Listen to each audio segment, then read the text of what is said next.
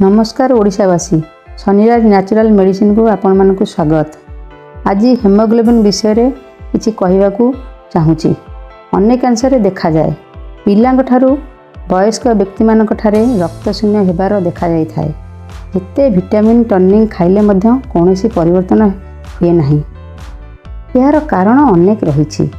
देह दुर्बल लगिबा, थका लगिया, मुंड झाई झाई होई जिबा, विरक्ति भाव आसे।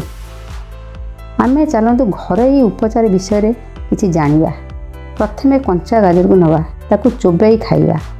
रंधा खाइले बहुत भल।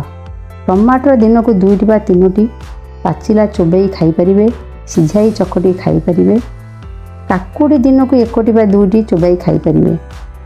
गोटिए गाजर, टमाटर गोटिए, काकुड़ी गोटिए, कटा पियाज अल्प, फाळे लेंबू चिपुड़ी सालाड करी मध्य खाई परिबे।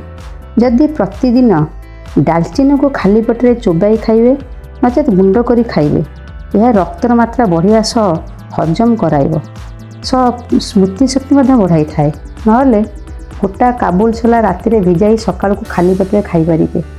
कंचा मुग मध्य सकाळे बतराई राति छाणी रखिबे।